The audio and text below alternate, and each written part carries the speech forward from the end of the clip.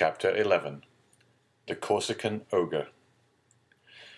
At the sight of this agitation, Louis XVIII pushed from him violently the table at which he was sitting. "What ails you, Baron?" he exclaimed. "You appear quite aghast. Has your uneasiness anything to do with what Monsieur de Blacas has told me, and Monsieur de Villefort has just confirmed?" Monsieur de Blacas moved suddenly towards the Baron, but the fright of the courtier pleaded for the forbearance of the statesman, and besides, as matters were, it was much more to his advantage that the prefect of police should triumph over him than that he should humiliate the prefect. "Sire," stammered the Baron. "Well, what is it?" asked Louis XVIII. The Minister of Police, giving way to an impulse of despair, was about to throw himself at the feet of Louis XVIII, who retreated a step and frowned. "Will you speak?" he said. "Oh, sire, what a dreadful misfortune! I am indeed to be pitied. I can never forgive myself." "Monsieur," said Louis XVIII, "I command you to speak." "Well, sire, the usurper left Elba on the 26th of February, and landed on the 1st of March. "And where? In Italy?" asked the king eagerly. "In France, sir, at a small port near Antibes, in the Gulf of Juan." "The usurper landed in France, near Antibes, in the Gulf of Juan, 250 leagues from Paris, on the 1st of March, and you only acquired this information today, the 4th of March? Well, sir, what you tell me is impossible.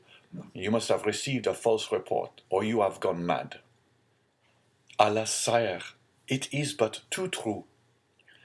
Louis made a gesture of indescribable anger and alarm, and then drew himself up as if this sudden blow had struck him at the same moment in heart and countenance.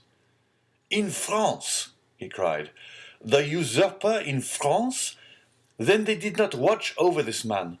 Who knows, they were perhaps in league with him." "Oh, sire!" exclaimed the Duc de Blacas. "Monsieur d'Andre is not a man to be accused of treason.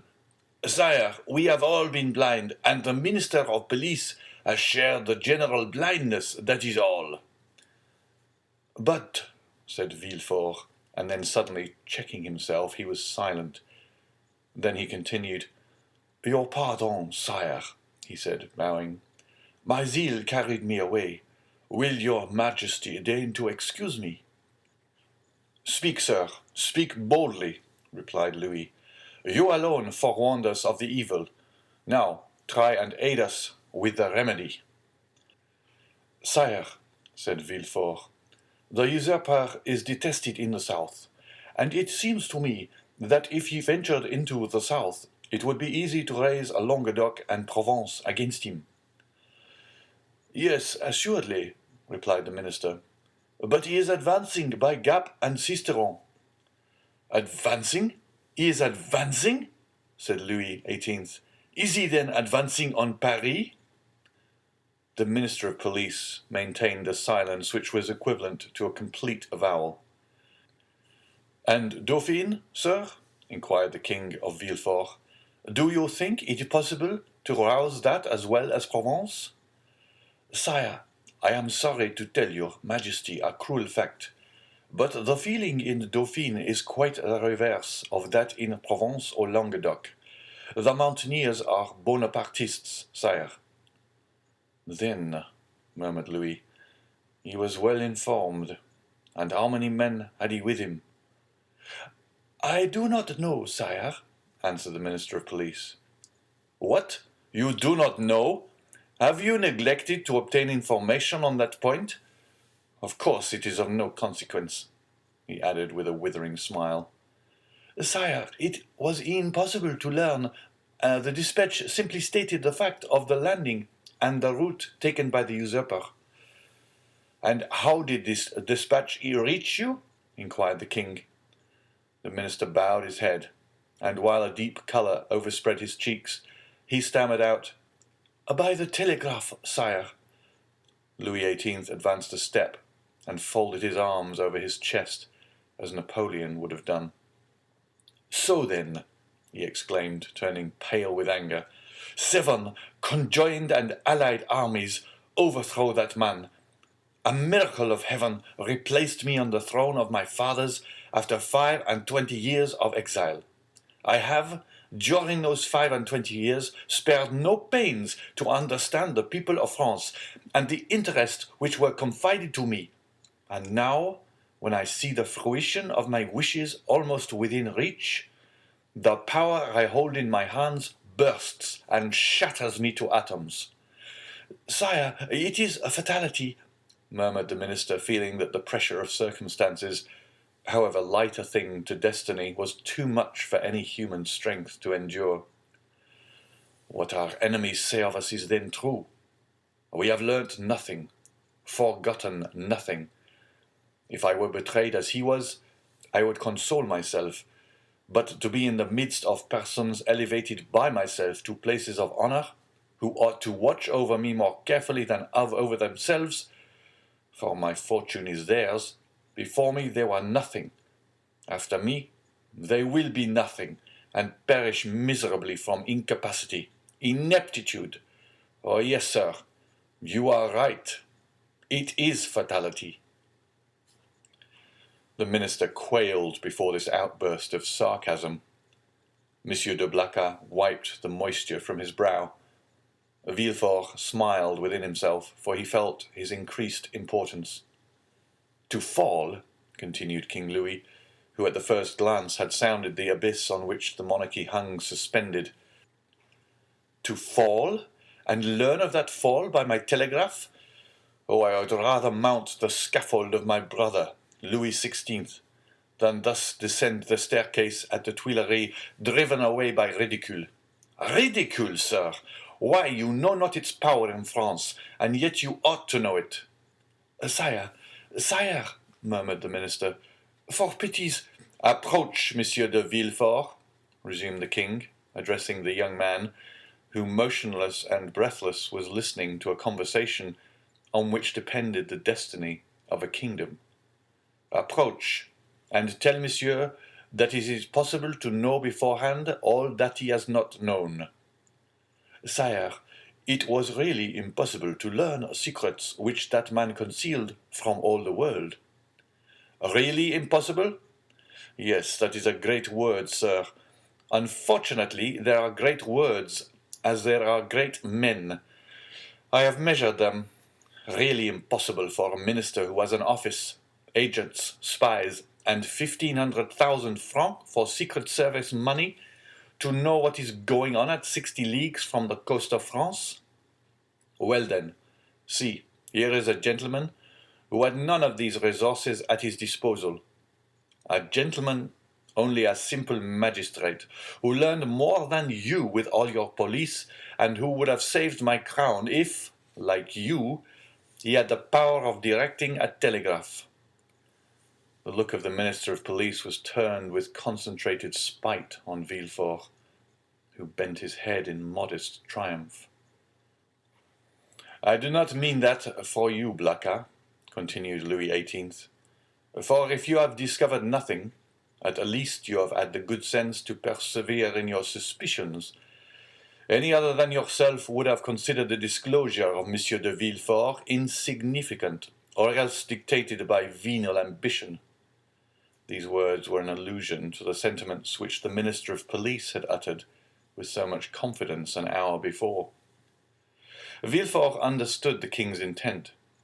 Any other person would perhaps have been overcome by such an intoxicating draught of praise, but he feared to make for himself a mortal enemy of the police minister, although he saw that Dondre was irrevocably lost.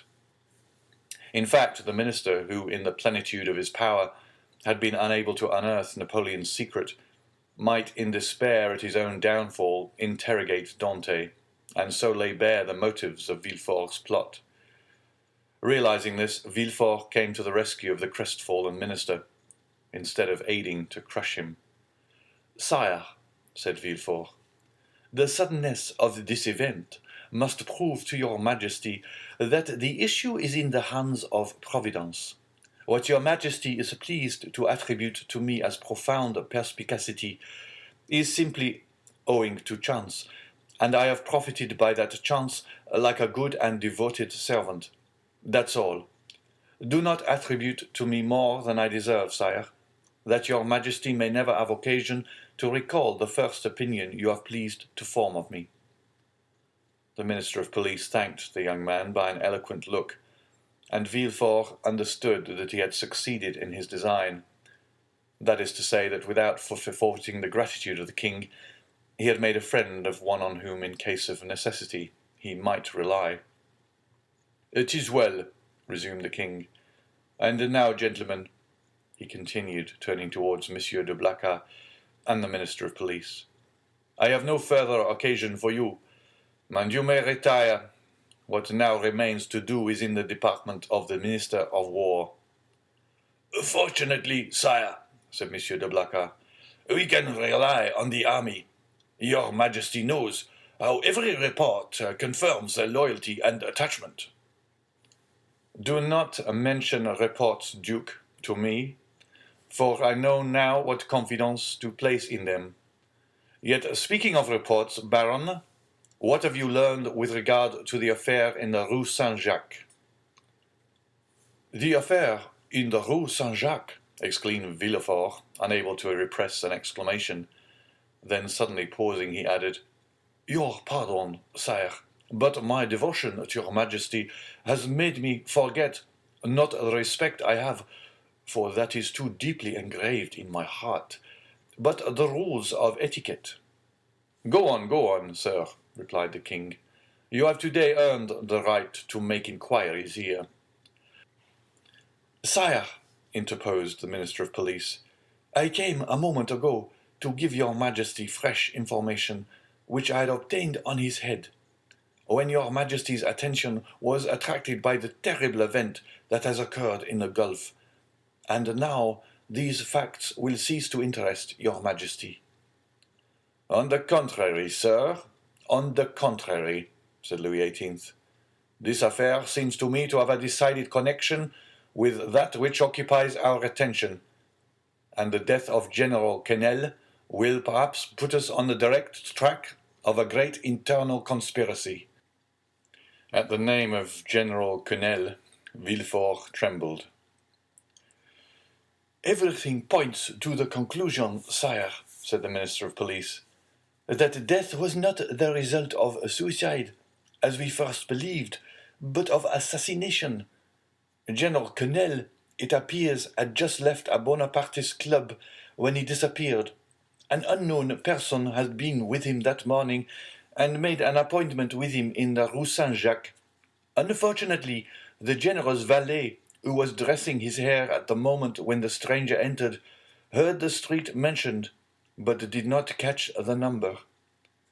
As the police minister related this to the king, Villefort, who looked as if his very life hung on the speaker's lips, turned alternately red and pale. The king looked towards him. "Do you not think with me, Monsieur de Villefort, that General Quesnel, whom they believe attached to the usurper, but who was really entirely devoted to me, has perished the victim of a Bonapartist ambush?" "It is probable, sire," replied Villefort. "But is this all that is known?" "They are on the track of the man who appointed the meeting with him." "On his track?" said Villefort. "Yes, the servant has given his description. He is a man of from 50 to 52 years of age, dark, with black eyes covered with shaggy eyebrows, and a thick moustache.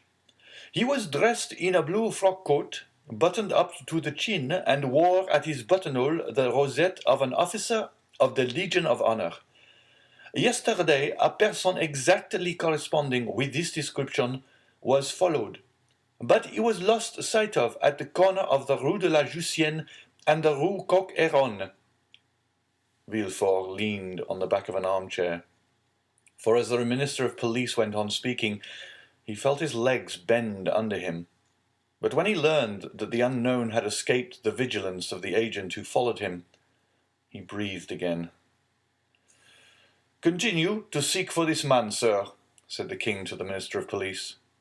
For if, as I am all but convinced, General Quesnel, who would have been so useful to us at this moment, has been murdered, his assassins, Bonapartists or not, shall be cruelly punished. It required all Villefort's coolness not to betray the terror with which this declaration of the king inspired him.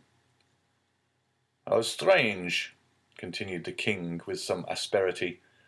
The police think that they have disposed of the whole matter when they say, a murder has been committed, and especially so when they can add, and we are on the track of the guilty persons. Sire, your majesty will, I trust, be amply satisfied on this point at least. We shall see. I will no longer detain you, Monsieur de Villefort, for you must be fatigued after so long a journey. Go and rest. Of course, you can stop at your father's. A feeling of faintness came over Villefort. No, sire, he replied. I alighted at the Hôtel de Madrid in the Rue de Tournon. But you have seen him? Sire, I went straight to the Duc de Blacas. But you will see him then? I think not, sire.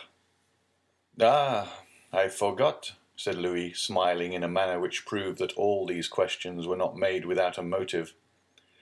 I forgot, you and Monsieur Noirtier are not on the best terms possible, and that is another sacrifice made to the royal cause, and for which you should be recompensed. Sire, the kindness of your majesty deigns to evince towards me is a recompense which so far surpasses my uttermost ambition that I have nothing more to ask for. Never mind, sir. We will not forget you. Make your mind easy. In the meanwhile, the king here detached the cross of the Legion of Honor, which he usually wore over his blue coat, near the cross of Saint Louis, above the order of Notre-Dame du Mont Carmel and Saint-Lazare, and gave it to Villefort. In the meanwhile, take this cross. Sire, said Villefort, your majesty mistakes. This is an officer's cross. Ma foi, said Louis XVIII, take it, such as it is, for I have not the time to procure you another. Blacas, let it be your care to see that the brevet is made out and sent to Monsieur de Villefort. Villefort's eyes were filled with tears of joy and pride. He took the cross and kissed it. And now, he said, may I inquire what are your orders with which your majesty deigns to honor me? Take what rest you require, and remember that if you are not able to serve me here in Paris, you may be of the greatest service to me at Marseille. Sire, replied Villefort, bowing, in an hour I shall have quitted Paris. Go, sir, said the king, and should I forget you, king's memories are short, do not be afraid to bring yourself to my recollection. Baron, send for the Minister of War. Blacas, remain. Ah, sir, said the Minister of Police to Villefort, as they left the Tuileries, you entered by luck's door. Your fortune is made. Will it be long first? Muttered Villefort, saluting the minister whose career was ended, and looking about him for a hackney coach. One passed at the moment which he hailed. He gave his address to the driver, and springing in, threw himself on the seat, and gave loose to dreams of ambition. 10 minutes afterwards, Villefort reached his hotel, ordered horses to be ready in 2 hours, and asked to have his breakfast brought to him. He was about to begin his repast when the sound of the bell rang sharp and loud. The valet opened the door, and Villefort heard someone speak his name. Who could know that I was here already? Said the young man. The valet entered. Well, said Villefort, what is it? Who rang? Who asked for me? A stranger. You will not send his name. A stranger who will not send in his name. What can he want with me? He wishes to speak to you. To me? Yes. Did he mention my name? Yes. What sort of person is he? Why, sir, a man of about 50. short or tall? About your own height, sir. Dark or fair? Dark, very dark, with black eyes, black hair, black eyebrows. And how dressed? Asked Villefort quickly. In a blue frock coat, buttoned up close, decorated with the Legion of Honor. It is he, said Villefort, turning pale. Et pardieu, said the individual whose description we have twice given, entering the door. What a great deal of ceremony! Is it the custom in Marseille for sons to keep their fathers waiting in their anterooms? Father, cried Villefort, then I was not deceived. I felt sure it must be you. Well then, if you felt so sure, replied the newcomer, putting his cane in a corner and his hat on a chair, allow me to say, my dear Gérard, that it was not very filial of you to keep me waiting at the door. Leave us, Germain, said Villefort. The servant quitted the apartment with evident signs of astonishment. End of chapter 11.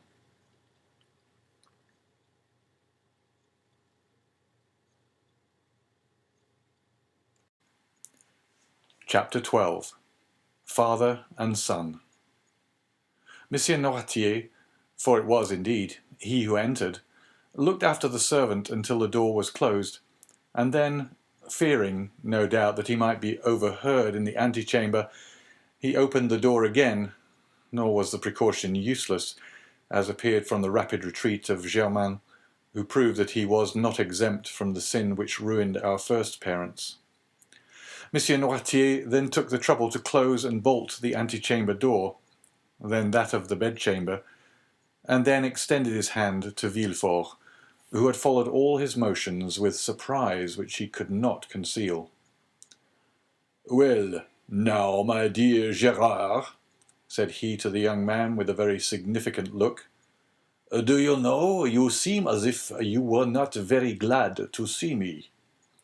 My dear father, said Villefort, I am on the contrary delighted, but I so little expected your visit that it has somewhat overcome me. But, my dear fellow, replied Monsieur Noirtier, seating himself, I might say the same thing to you. When you announced to me your wedding for the 28th of February, and on the 3rd of March you turn up here in Paris. And if I have come, my dear father, said Gérard, drawing closer to Monsieur Noirtier, do not complain, for it is for you that I came, and my journey will be your salvation. Ah, indeed, said Monsieur Noirtier, stretching himself out at his ease in the chair. Really, pray tell me all about it, for it must be interesting. Father, you have heard speak of a certain Bonapartist club in the Rue Saint-Jacques. Number 53. Yes, I am vice-president. Father, your coolness makes me shudder. Why, my dear boy? When a man has been proscribed by the mountaineers, has escaped from Paris in a hécat, been hunted over the plains of Bordeaux by Robespierre's bloodhounds, he becomes accustomed to most things. But go on. What about the club in Rue Saint-Jacques? Why, they induced General Quesnel to go there, and General Quesnel, who quitted his own house at 9 o'clock in the evening, was found the next day in the Seine. And who told you this fine story? The king himself. Well then, in return for your story, continued Noirtier, I will tell you another. My dear father, I think I already know what you are about to tell me. Ah, you have heard of the landing of the Emperor. Not so loud, father, I entreat you, for your own sake as well as mine. Yes, I heard this news, and knew it even before you could. For 3 days ago I posted from Marseille to Paris with all possible speed, half desperate at the enforced delay. 3 days ago. You are crazy. Why, 3 days ago the Emperor had not landed. No matter, I was aware of his intention. How did you know about it? By a letter addressed to you from the island of Elba. To me? To you, and which I discovered in the pocketbook of the messenger. Had that letter fallen into the hands of another, you, my dear father, would probably ere this have been shot. Villefort's father laughed. Ha, ha, come, come, said he. Will the Restoration adopt imperial methods so promptly? Shot, my dear boy? What an idea! Where is the letter you speak of? I know you too well to suppose you would allow such a thing to pass you. I burnt it, for fear that even a fragment should remain, for that letter must have led to your condemnation. And the destruction of your future prospects, replied Noirtier. Yes, I can easily comprehend that. But I have nothing to fear while I have you to protect me. I do better than that, sir. I save you. You do? Why, really? The thing becomes more and more dramatic. Explain yourself. I must refer again to the club in the Rue Saint-Jacques. It appears that this club is rather a bore to the police. Why didn't they search more vigilantly?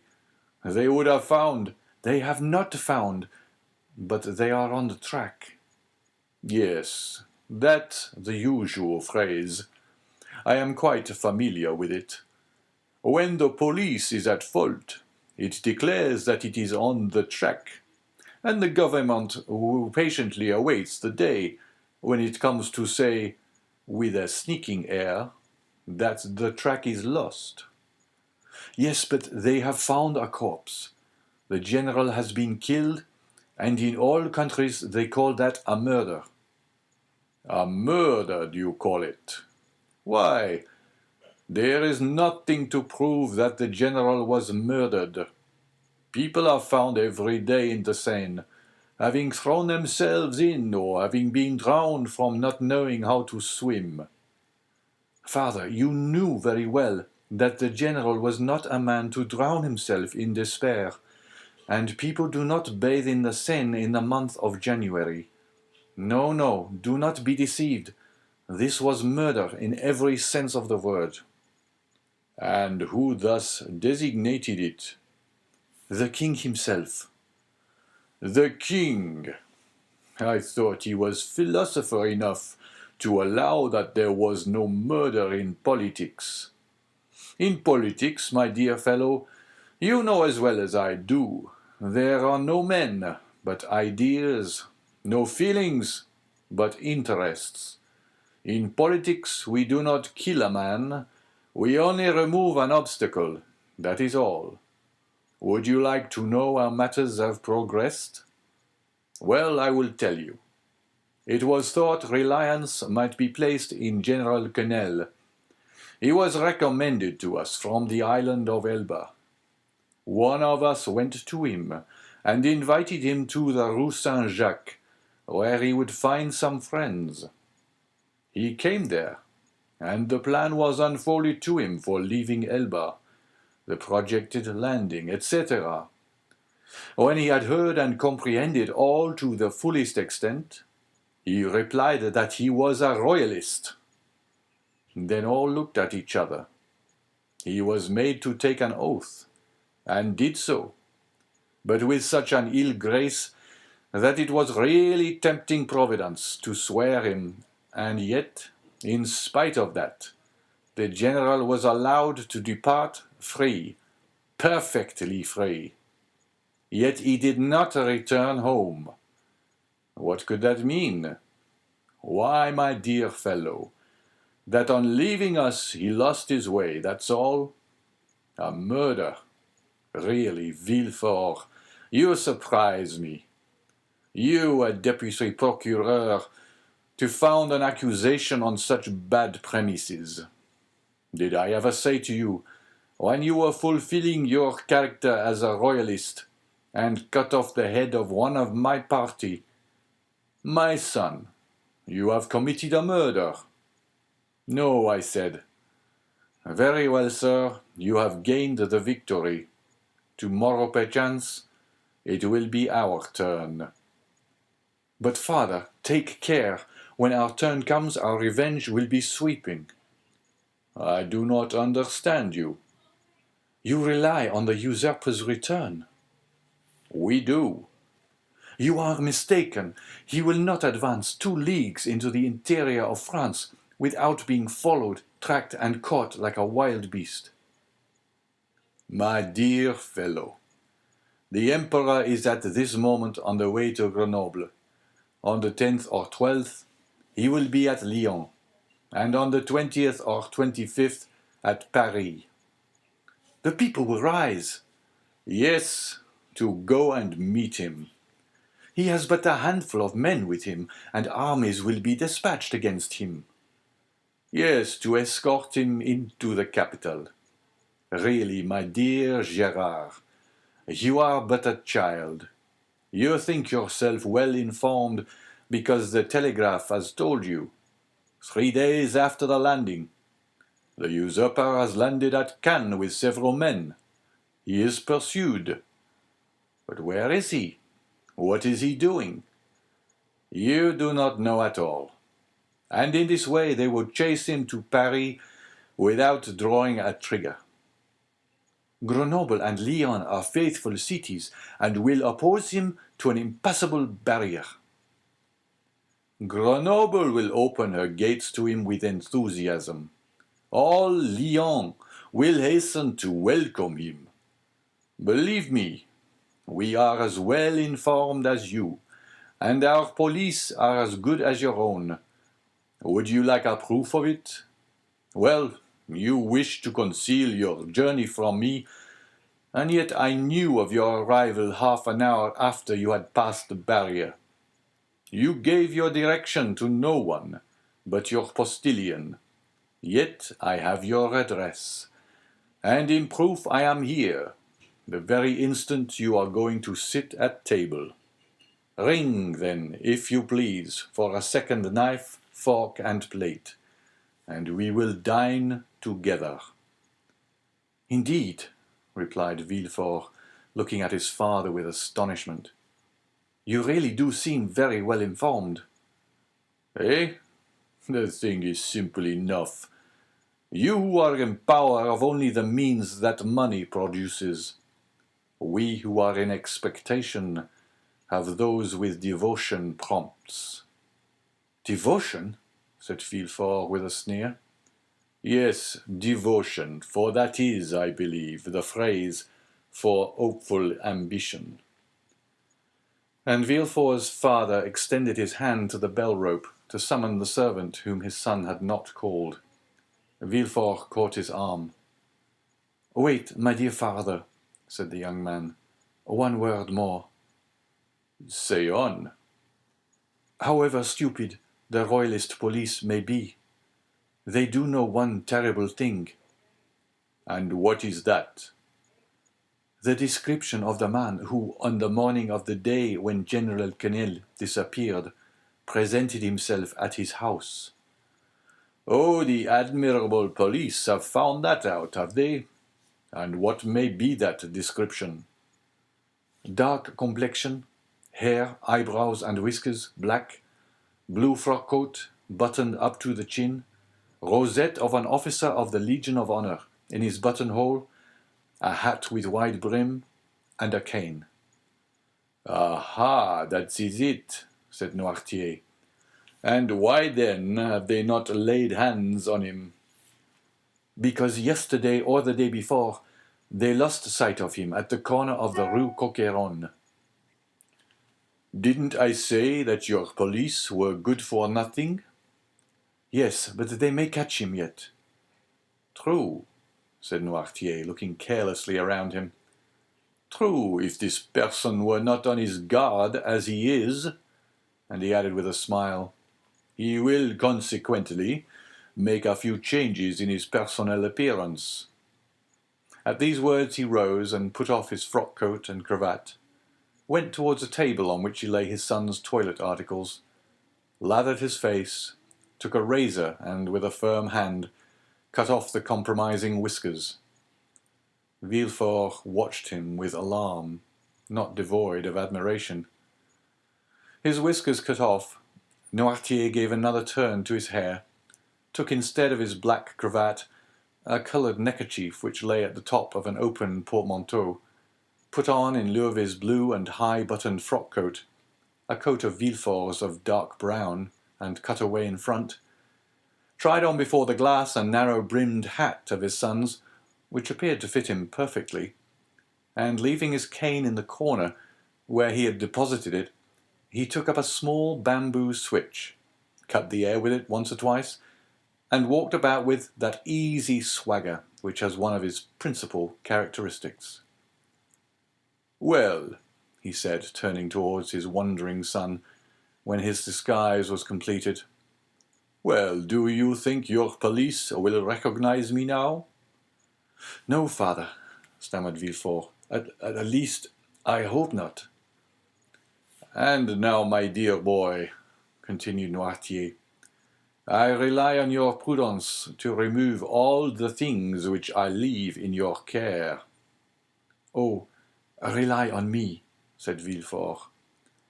"Yes, yes, and now I believe you are right, and that you have really saved my life. Be assured I will return the favor hereafter." Villefort shook his head. "You are not convinced yet." "I hope at least that you may be mistaken."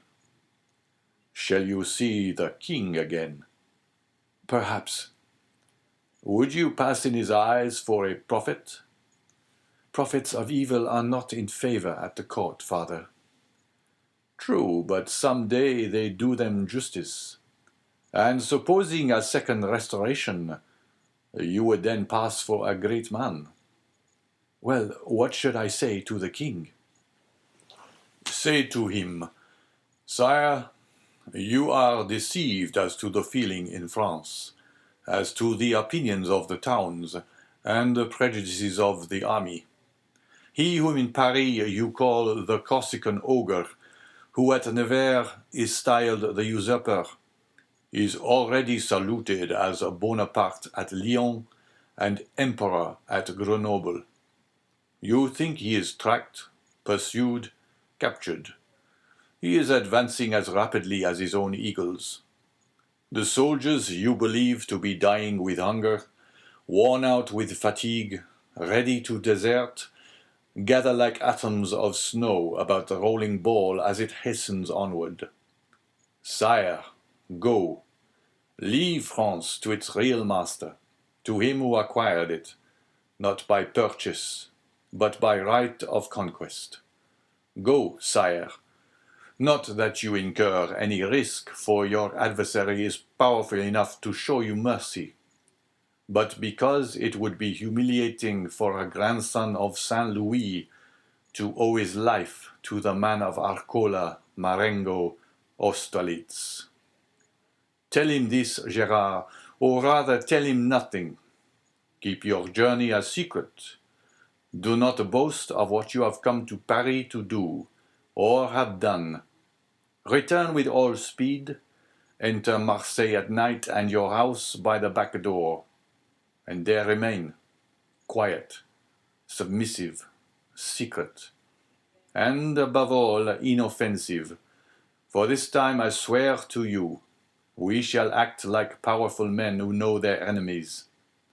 Go, my son, go, my dear Gérard, and by your obedience to my paternal orders, or if you prefer it, friendly counsels, we will keep you in your place. This will be, added Noirtier with a smile, one means by which you may a second time save me.